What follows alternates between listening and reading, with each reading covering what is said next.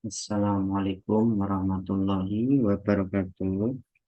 Alhamdulillahirrahmanirrahim.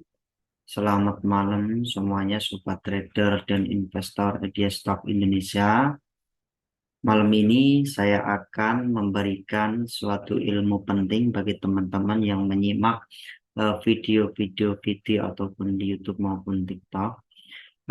Malam ini saya akan ngasih tips bagaimana mempelajari karakter-karakter saham di Bursa Efek Indonesia atau IHSG atau Indeks Saham Gabungannya. Jadi teman-teman, di sini sudah saya jabarkan yaitu ini ya, ini sudah saya jabarkan eh, aplikasi ya, aplikasi untuk trading ataupun kita nabung saham. Jadi di Bursa Efek sendiri itu ada kalau dulu waktu saya di tahun 2020 awal 2021 waktu belajar saham bagaimana cara trading swing itu ada sekitar 880 saham yang diperdagangkan di Bursa Efek Indonesia. Nah, seperti itu. Itu poin yang pertama. Nah, yang kedua, teman-teman, waktu karakter-karakter saham itu sebenarnya bermacam-macam ya. Dari 883 saham itu nanti itu dibagi lagi ke berbagai kelompok. Tujuannya itu untuk memilah-milah mana yang disebut dengan saham yang big cap atau kapitalisasinya besar atau small cap ataupun middle cap seperti itu. Nah, contohnya misalnya saham-saham yang kapitalisasinya besar macam misalnya BBRI, BBRI ya kan, dan BBRI ini saham yang besar, ini saham pemerintah, misalnya lagi BBNI, nah, BBNI ya seperti. Nah ini saham-saham yang besar seperti itu. Tapi saham-saham yang tengah, misalnya saham selain LQ45, misalnya SIDO ya, SIDO. Nah, kayak gini teman-teman. Nah, ini saham SIDO. Jadi market cap-nya itu kecil. Nilai kapitalisasinya biasanya di bawah 10 triliun. Sedangkan kalau saham-saham macam-macam BBRI itu biasanya kapitalisasinya besar. Seperti itu ya teman-teman. Nah, kemudian fokus saya di pembahasan saya malam ini adalah yaitu ini karakter saham berdasarkan area support dan resisten. Nah, teman-teman di aplikasi trading iPod ini atau Indo Premier Sekuritas ini sudah ada dipaparkan. Kalau kita pakai laptop itu kelihatan jelas ya teman-teman. Di sini kelihatan jelas. Kalau misalnya di garis merah, garis hijau, ini adalah garis pembatas atas atau kita sebut dengan resisten, garis resisten. Oke. Sedangkan yang di area bawah seperti ini namanya garis pembatas bawah atau garis support yang warna merah. Jadi kalau area support itu di bawah atau yang bersifat mantul, sedangkan di area resisten itu bersifat ini ya turun, biasanya seperti itu. Biasanya untuk apa ya dalam sebuah charting saham itu biasanya tren atau gaya ataupun musiman itu dibagi dengan tiga, biasanya seperti itu. Ada yang namanya uptrend, ada yang namanya downtrend, ada yang namanya sideways.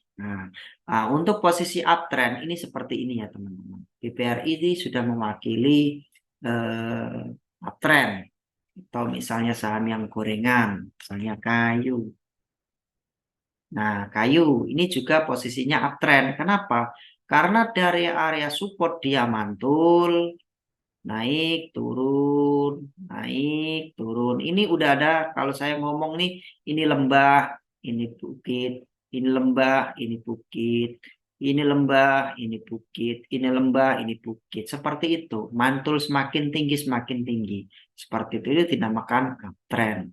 Nah, kalau misalnya uptrend, itu kalau posisi bandar itu sebenarnya bukan mengakumulasi ya teman-teman.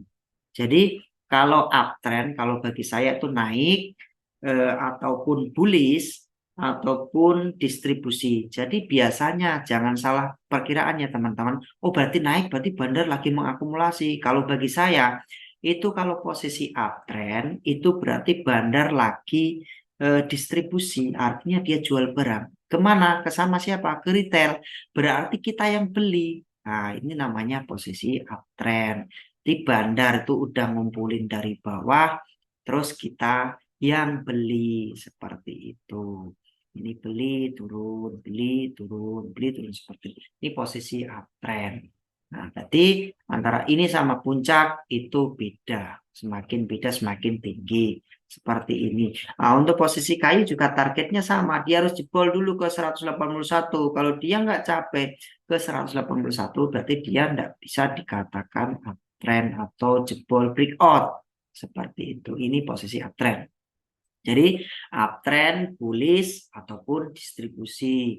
Nah, yang kedua teman-teman, ada istilah namanya downtrend. Kita cari misalnya coba Telkom ya teman-teman. Telkom.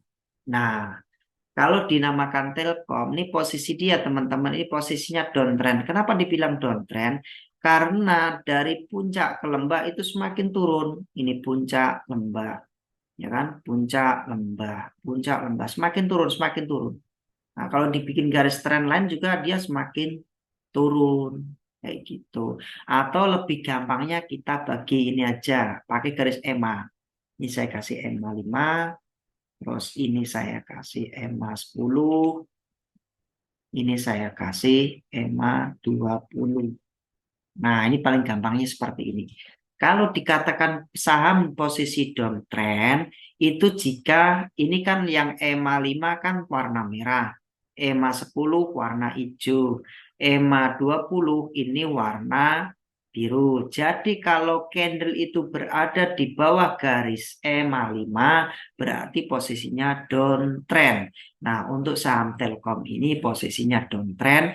Cuman di sini di 3.600 ini posisinya support, teman-teman. Di per siklus 3 bulan. Dari bulan 4, 5, 6, 7. Ini per siklus 3 bulan. Posisinya downtrend. Seperti itu ya teman-teman. Kalau turun berarti saham seperti ini tidak layak untuk dikoleksi, tetapi layak dipantau karena di area support. Seperti itu ya teman-teman ya. Selanjutnya ini posisi downtrend. Selanjutnya yang posisi yang downtrend yaitu bisa turun atau biris ataupun akumulasi. Nah, teman-teman gantian ya. Sekarang tadi kan uptrend itu kan naik ya distribusinya. Sekarang gantian. Biasanya malah posisi bandar itu dia itu malah disebut dengan akumulasi. Kenapa? Karena bandar itu cenderung mencari di harga murah. Seperti itu ya teman-teman. Bandar itu cenderung mencari di harga murah, yaitu logikanya misalnya kita ini kita beli barang atau kita kulaan lah, misalnya beli kelapa atau beli mangga ya. Beli mangga itu di mana-mana para tengkulak atau apa pasti cari barang yang paling murah. Nanti dikumpulin gitu kan, dikumpulin kalau udah waktunya stok udah habis baru dikeluarkan. Nah, udah nggak ada barang, semua barang dia ada di tempatnya dia. Nah, ada banyak permintaan tuh, nyari barang di mana, udah akhirnya ngumpul di dia kan, dinaikkanlah barang, belinya 500 dijual di harga 1.500, dia untung 1.000, artinya dia untung hampir 200%. Seperti itu teman-teman. Nah, itu namanya akumulasi atau mengumpulkan barang pada posisi downtrend. Jadi downtrend, biris, ataupun akumulasi. Nah, itu pengertian bagi saya. Oke, selanjutnya ada lagi yang namanya ini ya, sideways atau posisinya dia itu lagi konsolidasi. Nah, ini seperti ini ya teman-teman. Di posisi sideways itu seperti ini. Posisi sideways seperti ini ya. Posisi sideways ataupun datar ataupun stagnan atau mandek ataupun konsolidasi. Nah, ini namanya konsolidasi ya teman-teman. Jadi kita pahami dulu support supportnya di sini, resistennya di sini. Intinya kalau saham itu naiknya nggak melebihi ibu candle seperti ini ibu candle tertingginya 74. Jadi dinamakan dia sideways. Jadi nggak naik nggak turun, cuma di sini aja range harganya. Nah itu posisi untuk sideways. Kalau misalnya coba kita cari saham gitu. Nah, ini juga sama ya teman-teman ya. Goto ini juga posisinya sideways. Kenapa? Karena dia posisinya nggak naik, nggak turun di ibu candlenya di sini tuh nggak tembus 147. Artinya posisi sahamnya itu sideways. Boleh dikoleksi, tapi posisinya stagnan, mandek. Jadi kita mau koleksinya gimana kalau posisinya nggak ada perubahan harga? Setidaknya di sinilah posisi target tembus area resisten ini juga dia harus jebol. Kalau nggak jebol masih dikatakan sampai seperti itu ya teman-teman. Demikian ilmu sederhana dari saya untuk mengetahui karakter saham ataupun tren saham dari uptrend, downtrend, dan sideways. Bagi teman-teman yang ingin belajar bagaimana cara trading swing yang benar, bisa cuan, konsisten, bisa hubungin saya ataupun DM ya. Terima kasih semuanya. Selamat malam. Assalamualaikum warahmatullahi wabarakatuh.